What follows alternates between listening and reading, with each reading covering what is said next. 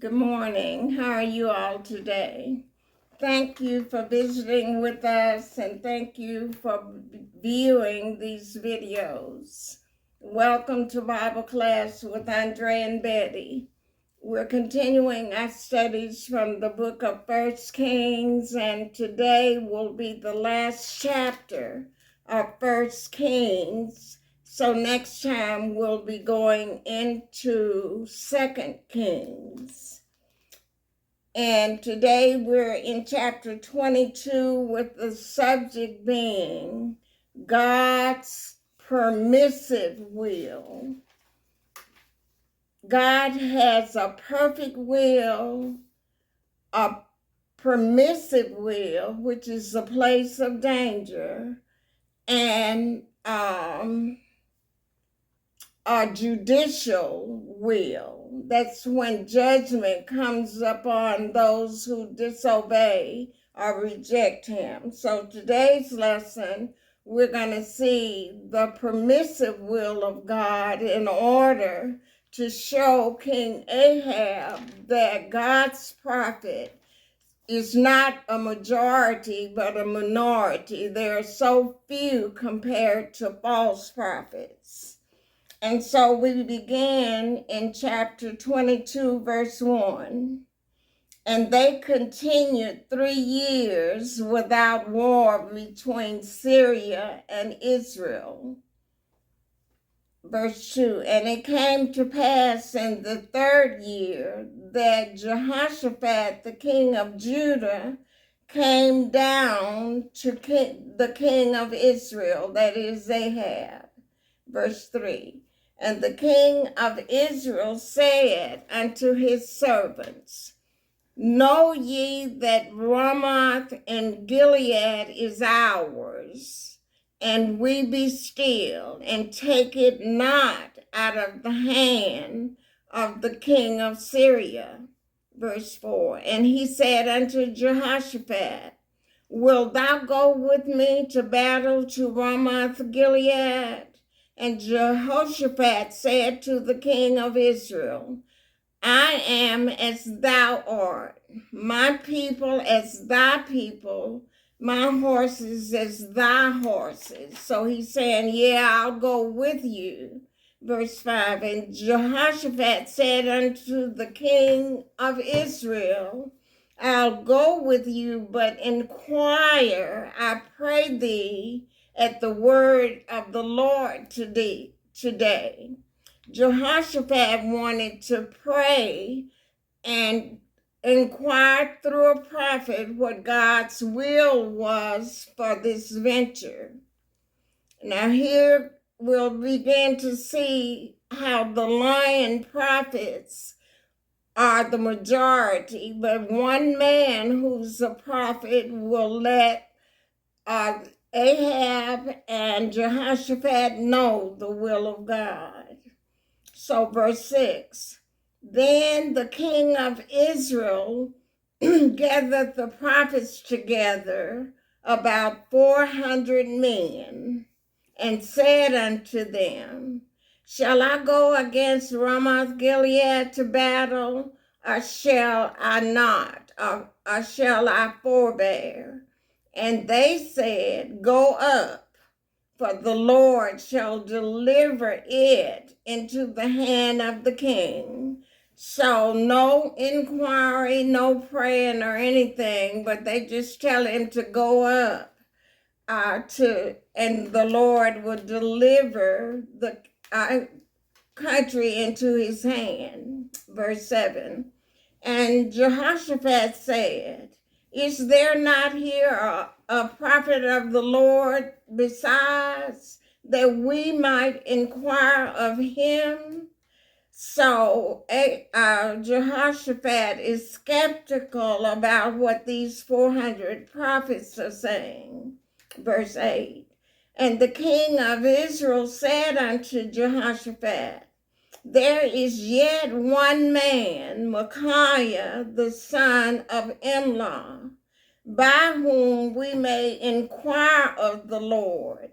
But I hate him, for he doth not prophesy good concerning me, but evil. And Jehoshaphat said, let not the king say so. Don't say you hate him. Verse 9.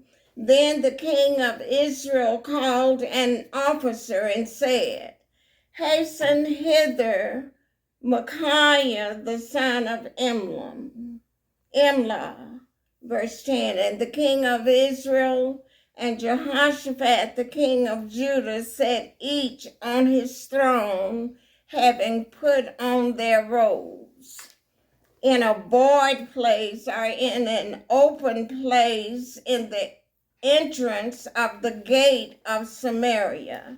And all the prophets prophesied before them. Verse 11.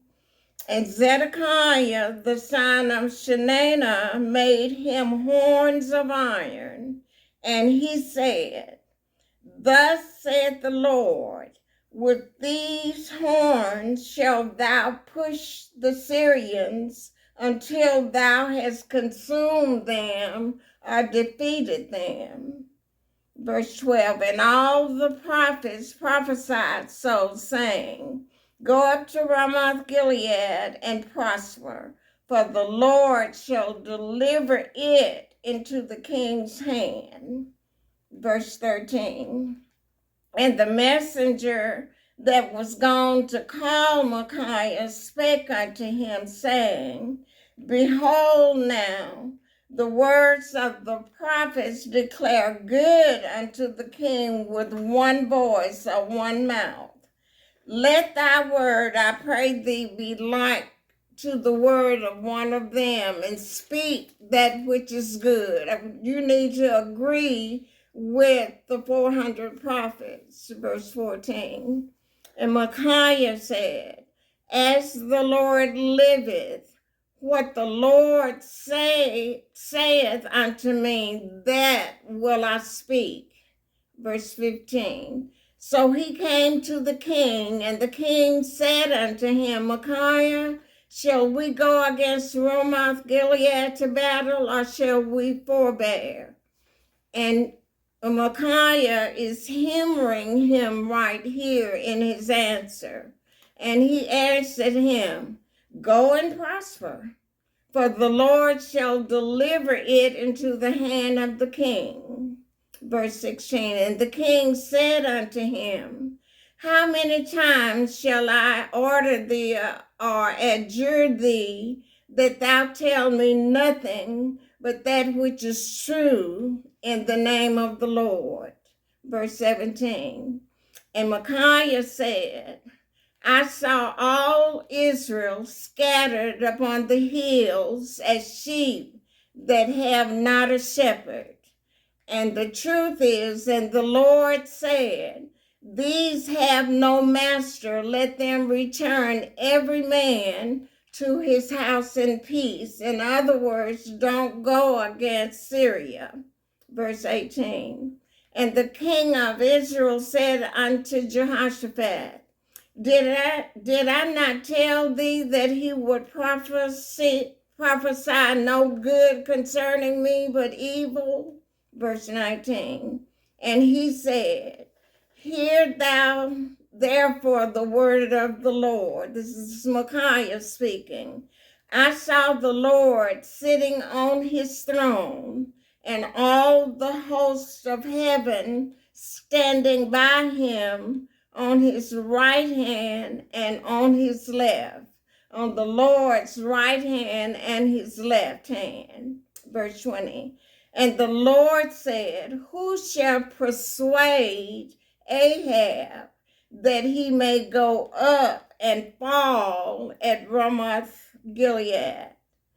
And one said on this manner, and another said on that manner, that is the host that was surrounding the Lord's throne. Verse 21, and there came forth a spirit and stood before the Lord and said, I will persuade him. Verse 22, and the Lord said unto him, wherewith or how will you persuade him? And the Spirit said, this is God's permissive will, I will go forth, and I will be a lying spirit in the mouth of all his prophets. And he said, God said to him, thou shalt persuade him and prevail also. Go forth and do so. So God gave the lying spirit permission.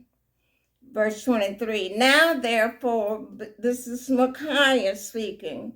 Now therefore, behold, the Lord had put a lying spirit in the mouth of all these thy prophets, and the Lord has spoken evil concerning thee. But Zedekiah the son of Chenaanah went near and smote Micaiah on the cheek and said, which way went the Spirit of the Lord from me to speak unto thee? And Micaiah said, behold, thou shalt see in that day, when thou shalt go into an inner chamber to hide thyself. He's speaking to Ahab. Verse 26, and the king of Israel said, take Micaiah and carry him back unto Ammon, the governor of the city, and to Joash the king's son. Verse 27, and say, thus saith the king, put this fellow in the prison, and feed him with bread of affliction and with water of affliction until I come in peace. Micaiah said in verse 28, if thou return at all in peace, the Lord had not spoken by me. And he said, Micaiah said to the people, hearken, O people, every one of you, don't go to battle against Ramoth Gilead with Ahab and King Jehoshaphat. Verse 29. So the king of Israel and Jehoshaphat, the king of Judah, went up to Ramoth Gilead. And this repeated city, Ramoth Gilead, it means Ramoth is the capital city, but it's located in the land of Gilead. So it will be saying like Shreveport, Louisiana. Verse 30, and the king of Israel said unto Jehoshaphat, I will disguise myself and enter into the battle, but put you on thy robes. And the king of Israel disguised himself as though he was a soldier and went into the battle. Verse 31. But the king of Syria commanded his 32 captains that had rule over his chariots, saying, fight neither with small nor great, save only with the king of Israel. Verse 32. And it came to pass, when the captains of the chariots saw Jehoshaphat, that they said, surely it is the king of Israel. And they turned aside to fight against him. And when they did that, Jehoshaphat cried out. Verse 33. And it came to pass, when the captains of the chariots perceived or understood that it was not the king of Israel, that they turned back from pursuing him. In other words, they left Jehoshaphat alone. Verse 34, and a certain man drew a bow at a venture or at risk or without aiming at anything, and smote the king of Israel between the joints of the harness. Wherefore he said unto the driver of his chariot, turn thine hand and carry me out of the host, for I am wounded. That fulfills verse 25 when Micaiah said, behold, thou shalt see in that day, when thou shalt go into an inner chamber to hide thyself. So this is what's happening. And Verse 35, and the battle increased that day, and the king was propped up in the chariot against the Syrians, and died at even or at evening, and the blood ran out of the wound into the midst of the chariot. Now Elijah's prophecy concerning Ahab and how he would die, concerning Naboth's vineyard that Jezebel got for him. We're going to see what happens with what Elijah told Ahab would happen. And verse 36, and there went a proclamation throughout the host about the going down of the sun, saying, every man to his city, and every man to his own country. Verse 37, so the king died and was brought to Samaria, and they buried the king in Samaria. And this is the fulfillment of Elijah's prophecy. And one washed the chariot in the pool of Samaria, and the dogs licked up his blood, and they washed his armor according to the word of the Lord which he spake. Verse 39, now the rest of the acts of Ahab, and all that he did, and the ivory house which he made, and all the cities that he built, are they not written in the book of the Chronicles of the Kings of Israel? Now the Chronicles again of the Kings of Israel is not part of our Bible. That's secular history. It's called extra biblical history. Okay, back to verse 40. So Ahab slept with his fathers, and Ahaziah, his son, reigned in his stead. Verse 41. And Jehoshaphat, the son of Asa, began to reign over Judah in the 4th year of Ahab, king of Israel. And Ahab reigned 22 years. Verse 42. Jehoshaphat was 35 years old when he began to reign, and he reigned 25 years in Jerusalem. And his mother's name was Azubah, the daughter of Shilhi. Verse 43. And he walked in all the ways of Asa his father. He turned not aside from it, doing that which was right in the eyes of the Lord. Nevertheless, the high places were not taken away, for the people offered and burnt incense yet in the high places, and these became places of idol worship. Verse 44. And Jehoshaphat made peace with the king of Israel. Verse 45. Now the rest of the acts of Jehoshaphat and his might that he showed and how he warred, are they not written in the book of the Chronicles of the king of Judah, which will be our 1st and 2nd Chronicles in our Bibles? Verse 46. And the remnant of the Sodomites which remained in the days of his father Asa, he took out of the land of those adult prostitutes in which they lived during this time, male cult prostitutes. Verse 47, there was then no king in Edom. A deputy was king. He was appointed king. Verse 48, Jehoshaphat made ships of Tarshish to go to Ophir for gold, but they went not, for the ships were broken as Ezion-Geber. Verse 49, then said Ahaziah, the son of Ahab, unto Jehoshaphat, let my servants go with thy servants in the ships. But Jehoshaphat would not, So through divine intervention, God would not allow Jehoshaphat to go with Ahab's son, Ahaziah.